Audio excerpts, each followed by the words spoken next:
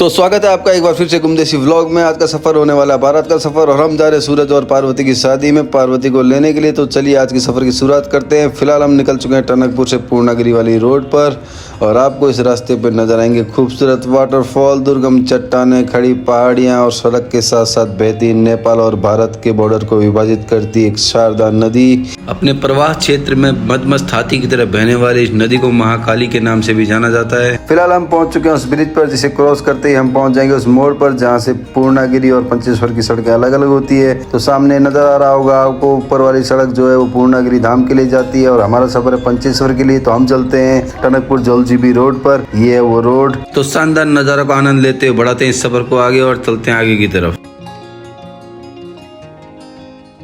तो देख सकते हैं आप किस तरह बड़ी बड़ी चट्टानों को काट कर इस सड़क का निर्माण किया जा रहा है। अभी भी इसका निर्माण चल रहा है, काम जारी है। सामने आप देख सकते हैं धूल उड़ाते हुए ट्रक अपने काम में लगे हैं। और ये है दोस्तों शारदा नदी। इसी नदी के किनारे किनारे ये सड़क बन रही है और सामने नजर आ रहा है नेपाल। तो भारत और नेपाल को सेपरेट करने वाली ये नदी अंतर्राष्ट्रीय सीमा के रूप में भी जानी जाती है। फिलहाल आप देख सकते हैं एकदम खड़ी चट्टान है, सीधा खड़ा पहाड़।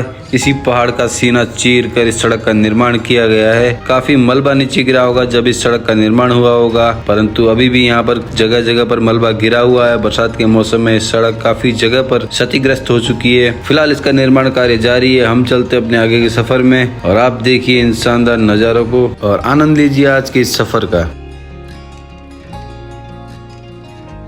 हम पहुंच गए दोस्तों चलती गाड़ के पास। ये वही चलती गाड़ जिस पर चलती ब्रिज बना है, लेकिन वो चलती ब्रिज बना है टनकपुर टू चंपावत राष्ट्रीय राजमार्ग पर। और हम मौजूद है इस वक्त टनकपुर टू पंचेश्वर वाली सड़क पर। यही वो जगह है जहाँ पर ये चलती गाड़ शारदा नदी में आकर मिलती है और यहीं पर बन रहा है तकरीबन 690 मीटर लंबा ब्रिज। काफी लंबा ब्रिज होने वाला है दोस्तों। और इस ब्रिज का काम 10 मई 2024 को शुरू भी हो चुका है और जुलाई 2025 यानी कि इसी वर्ष पूरा होने की पूरी संभावना है। भारत नेपाल सीमा में पड़ने वाली इस टीजे सड़क, टीजे का मतलब टनकपुर टू जोलजीबी, यही इस रूट का नाम है। यहाँ पर प्रस्तावित है 3 ब्रिज, जिसमें से सबसे लंबा ब्रिज यहीं पर बनने वाला है, जिसकी कुल लंबाई 690 मीटर की होगी दोस्तों। तो देखते हैं कितना कंस्ट्रक्शन हो चुका है। चलिए आपको आगे जाकर दिखाता हूँ। तो दोस्तों देख सकते हैं कुछ पिलर खड़े हो चुके हैं, काम अभी जारी है और इसी वर्ष पूरा होने की इसकी संभावना भी है। तो जब ये पूरा बन जाएगा तो हम जरूर वापस लौट कर आएंगे। फिलहाल चलते हैं आगे की तरफ।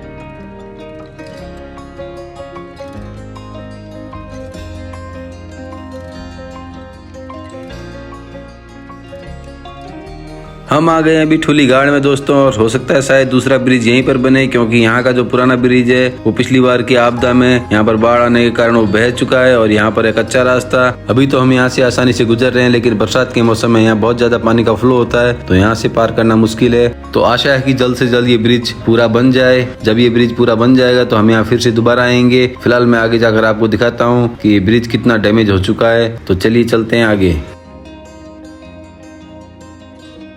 हम इस गाड़ के उस पार से इस पार आ चुके हैं दोस्तों और यहाँ से आप देख सकते हैं ये ब्रिज, इसका एक पूरा हिस्सा बाढ़ में बह चुका है दोस्तों, जैसा आपको नजर आ रहा होगा। तो फिलहाल इस ब्रिज को इसके हाल पर छोड़कर हम चलते हैं आगे की तरफ।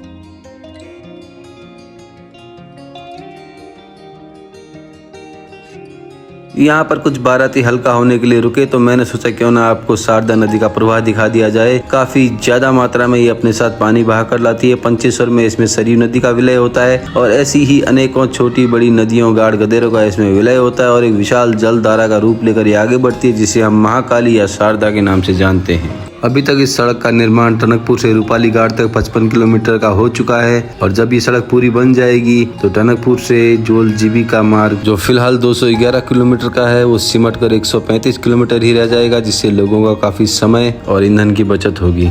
जैसा कि आपको नजर आ ही रहा होगा, सामने एकदम सीधी और सपाट चट्टानें हैं दोस्तों।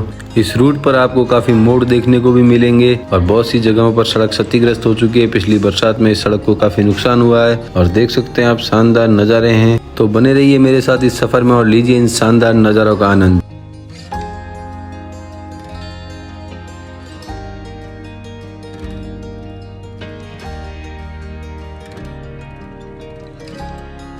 फिलहाल हम आ चुके हैं एक ऐसी जगह पर जहां पर एक शानदार वाटरफॉल। तो चलिए करीब जाकर आपको दिखाता हूं।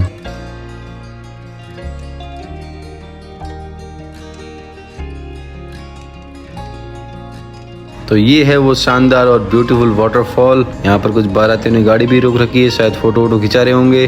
तो इस रूट पर आगे और भी ऐसे शानदार वाटरफॉल नजर आएंगे दोस्तों, तो बने रहिए सफर में। यहाँ आपको नजर आ रहा होगा दोस्तों, सड़क निर्माण का कार्य बड़े जोरों शोरों से चल रहा है। काफी मजदूर लगे हैं यहाँ पर, और शायद ये रात को भी यहीं पर रहते हैं। सड़क किनारे जो हमने प्लास्टिक के टेंट बने देखे थे, उन्हीं में ये रहते होंगे। बहुत जल्द इस सड़क का निर्माण पूरा होगा, ऐसी हमको आशा है, अपेक्षा है। इस टनकपुर जौलजीबी रोड पर हमारा सफर कुछ ही देर का बाकी है। कुछ देर बाद सामने नजर आएगा आपको यू टर्न, और हम जा रहे हैं अभी तलदेश तामली की तरफ, और ये रोड जा रही है पंचेश्वर के लिए। तो चलिए चलते हैं आगे की तरफ।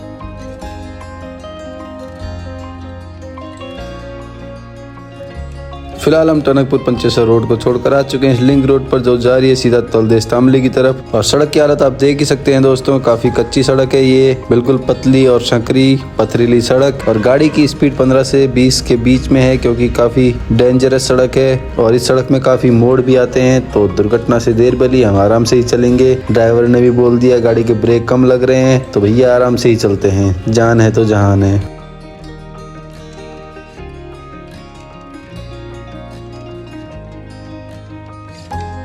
दोस्तों अच्छे ड्राइवर इस रोड पे आने से घबराते हैं, क्योंकि देख सकते हैं आप सड़क की हालत ज्यादा चौड़ी नहीं है। ये सड़क अगर एक साथ दो गाड़ियां आमने सामने आ गई तो काफी दिक्कत हो सकती है। पर यहाँ पहाड़ के ड्राइवरों को सलाम है जो इन सड़कों पर गाड़ियां चलाते हैं।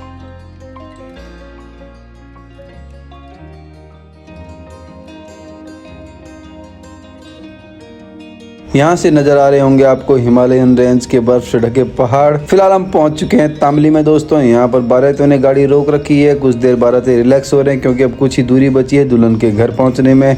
तो बने रहिए दोस्तों हमारे साथ इसी सफर में, क्योंकि आगे आपको दिखाने वाला हूँ उत्तराखंड की एक शादी, किस प्रकार यहाँ शादी होती है, क्या यहाँ के रीति रिवाज हैं। तो चलिए चलते हैं और बढ़ते हैं दुल्हन के घर की तरफ। यहाँ पर मिल गई हमको पक्की सड़क, और सामने जो आपको चट्टान दिख रही है वहीं पर हमको इस सड़क से जाना है। तो चलिए दोस्तों चलते हैं और लेते हैं इन शानदार नज़ारों का आनंद।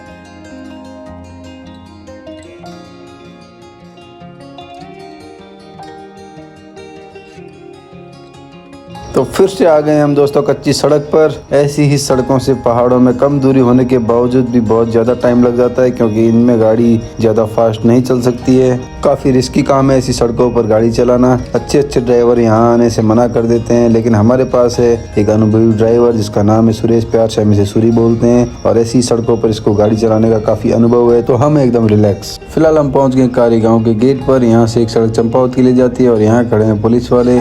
वैसे तो पुलिस वाले काफ़ी चालान काट देते हैं, लेकिन बारात की गाड़ियों को ये जाने देते हैं, क्योंकि इन्हें भी पता है मजबूरी में 1-2 आदमी एक्स्ट्रा बिठा लेते हैं, तो कोई दिक्कत वाली बात नहीं है। बारात में ऐसा हो जाता है।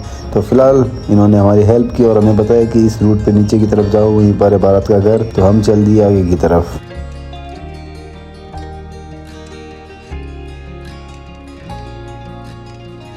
तो दोस्तों सामने माइल स्टोन पे लिखा है कारी 1 किलोमीटर। तो यहाँ से लगभग 1 किलोमीटर का सफ़र और तय करना हमें, और हम पहुँच जाएंगे दुल्हन के घर पर।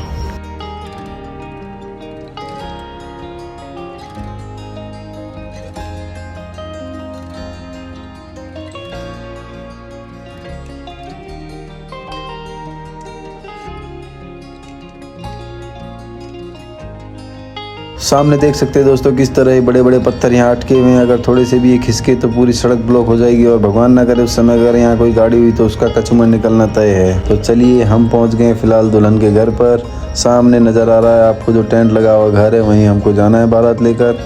तो चलिए चलते हैं।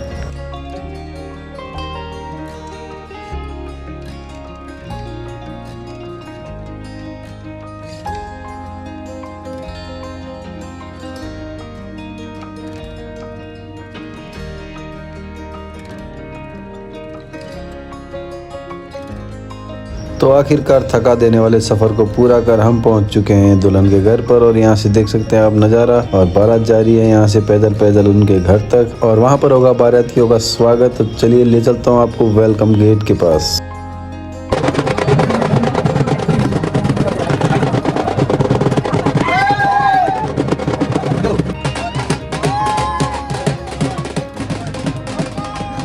यहाँ पर किया जा रहा है बारातियों का तिलक लगाकर स्वागत, और उन्हें दिया जा रहा है एक लिफाफा। तो दोस्तों देख सकते हैं ये मुका फलों की टोकरी पकड़े हुए फल काफी कम हो गए लगता है, रास्ते में खाते खाते आया तभी हंस रहा है। और यहाँ पर कटेगा फीता। लड़की लोगों को दूल्हे ने दी दक्षिणा और उसके बाद वो पकड़ाएंगे इनको कैंची और ये काटेंगे फीता। और ये कर चुका है दोस्तों फीता और हो गया है वेलकम। अब होगा यहाँ पर छतरी का एक्सचेंज। ये है दुल्हन का भाई, दूल्हे का साला। अब ये करेगा अपने जीजा जी का माला पहनाकर स्वागत और उनसे छतरी को करेगा एक्सचेंज। और ये हो चुकी है छतरी एक्सचेंज। तो चलिए चलते हैं आगे और करते हैं थोड़ा डांस वांस।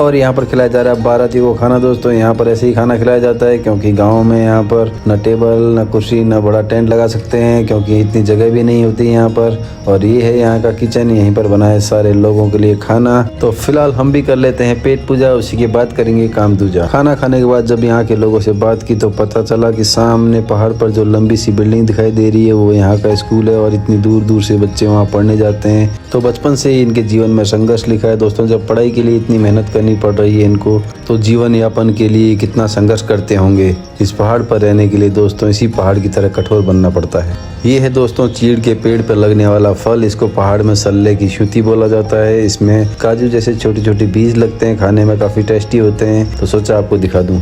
ये है यहाँ का सीन शॉट, देख सकते हैं एकदम खड़ी चट्टान है। अगर यहाँ से पैर फिसला तो सीधा नीचे जो नदी जा रही है वहीं पर जाकर मिलेंगे और वो भी मुर्दा। तो फिलहाल हम चलते हैं घर की तरफ और देखते हैं शादी के कार्यक्रम को। तो चलिए चलते हैं। तो फिलहाल शादी का मंडप सज चुका है, दूल्हा दुल्हन आकर बैठ चुके हैं और पंडित जी मंत्रों का उच्चारण कर रहे हैं। तो आपको दिखाता हूँ पहाड़ की शादी में क्या क्या होते हैं रीति रिवाज। दोस्तों बाहर के शहरों में लड़की वालों से दहेज लिया जाता है, लेकिन यहाँ पर देखिए दूल्हे वालों ने लड़की वालों को दहेज दिया है, अपनी तरफ से ये गहने बनाए हैं। तो देख सकते हैं आप यहाँ पर बहुत अच्छा रिवाज है। और ये पंडित जी ने अब फेरे शुरू कर दिए हैं। पंडित जी उनको समझा रहे हैं किस प्रकार आपको फेरे लेने हैं और क्या क्या प्रक्रिया करनी है।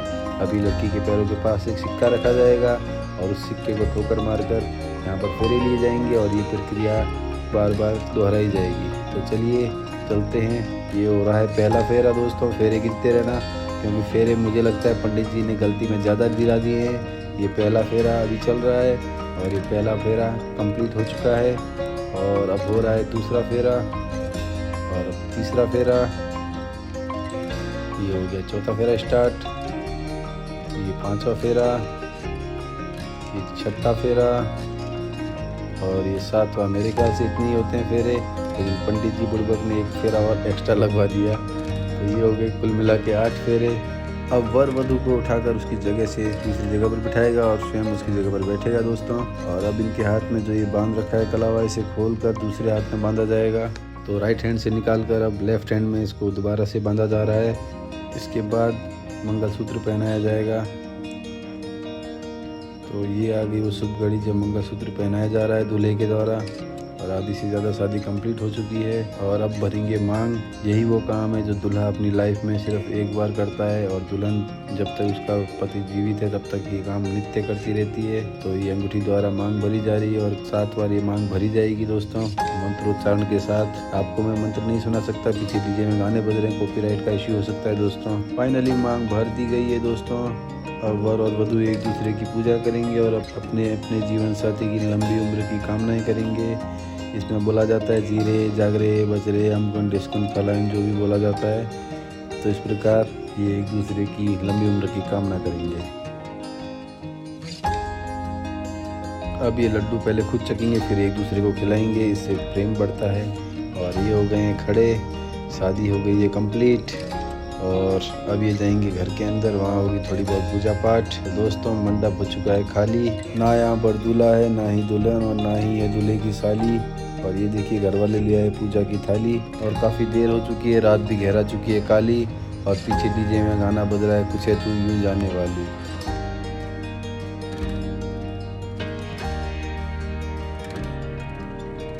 अब वर और वधू जाएंगे पास के मंदिर में पूजा करने। तो देख सकते हैं ये जा रहे हैं और कुछ ही देर में ये लौट कर आएंगे। उसके बाद यहाँ से बारात की रवानगी हो जाएगी दोस्तों। और ये न्यू कपल भगवान का आशीर्वाद लेकर लौट आया है फिर से। और अब होने वाली है विदाई, देख सकते हैं पिता अपनी बेटी को किस तरह गले लगाकर फूट फूट कर रो रहा है दोस्तों। काफ़ी भावुक कर देने वाला पल। कोई अपना मिला तो कोई पराया है। एक लड़की ने अपने जीवन में क्या खोया और क्या पाया है। रिश्तों को अपने जोड़ के रखा, मन को चाहे तोड़ के रखा, दिल में हजारों मारी ख्वाहिशें, आंखों में आंसू रोक के रखा। जब हिसाब लगाने बैठोगे तो इनका हिसाब ताउम्र नहीं कर पाओगे। पूरी ज़िंदगी यहाँ बिताई और एक पल में पराई हो गई। जहाँ पैदा हुई बचपन में जिस बाप की उंगली पकड़ कर चलना सीखा, आज उसी बाप के कंधों पर बैठकर एक नया घर बसाने जा रही है। सलाम है स्त्री जाति को, सलाम है इनके त्याग और सहनशीलता को। क्या कोई मर्द अपना घर छोड़कर, अपने माँ बाप को छोड़कर किसी और के घर पर रह सकता है? नहीं ना। तो इनके दर्द को आप नहीं समझोगे।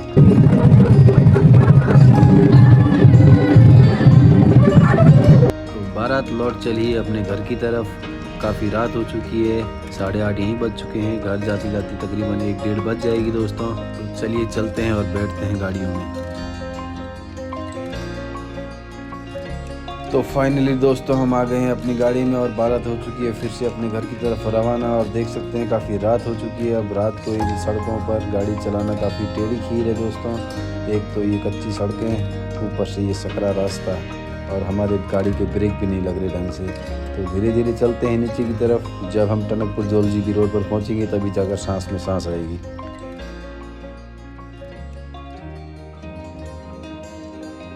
तो फाइनली हम पहुंच चुके हैं पंचेश्वर टनकपुर हाईवे पर। अब जाकर थोड़ी जान में जान आई दोस्तों। ऊपर ऐसा रास्ता था, सबकी फटी पड़ी थी क्योंकि गाड़ी के ब्रेक भी बहुत कम लग रहे थे। तो भगवान की कृपा से बच के आ चुके हैं। तो चलिए चलते हैं आगे। पूर्णागिरी पर लगा था बैरिकेड। काफ़ी देर तक यहाँ गार्ड को उठाने पर भी जब नहीं उठा तो हम उसके ऑफिस में पहुँच गए और इस गेट को खोलने की रिक्वेस्ट की। तो वो बंदा अकेला था, तो उसने उम्मीद को बोला यहाँ पर पत्थर रखने के लिए। और यहाँ हो गया एक कांड दोस्तों। तो देख सकते हैं उम्मीद यहाँ बड़े बड़े पत्थर इस बैरिकेड पर रख रहा है ताकि ये ऊपर हो जाए। और जैसे ही इसमें बाहर हुआ ये बंदा छोड़ के भाग गया और ये पत्थर सारे नीचे आ गए और सारी मेहनत पर पानी फिर गया। तो उम्मीद ने बोला मेरे बस की नहीं है, 2-4 बंदे और उतरो गाड़ी से। तो हम सब गाड़ी से उतरे और मैनुअली इसको ऊपर उठाया बैरिकेड को और यहाँ से अपनी गाड़ी निकाली दोस्तों। यहाँ पर मेरा मोबाइल हो गया था डिस दोस्तों, तो आगे का वीडियो मैं नहीं बना पाया। ये है अगले दिन का वीडियो जहाँ दूल्हा दुल्हन का डांस हो रहा है। तो आप एंजॉय लीजिए इस डांस प्रोग्राम का। मैं मिलता हूँ आपको फिर किसी नेक्स्ट व्लॉग में। वीडियो को लाइक और चैनल को सब्सक्राइब करना ना भूलें। और अगर आप मेरे साथ ऐसे ही शानदार सफ़र में चलना चाहते हैं तो बेल आइकन ज़रूर दबाएं ताकि सबसे पहले नोटिफिकेशन आप तक पहुंच सके। तो आप लोग रखिएगा अपना ख्याल। मैं मिलता हूं आपको फिर किसी नए ब्लॉग में। तब तक के लिए गुड बाय।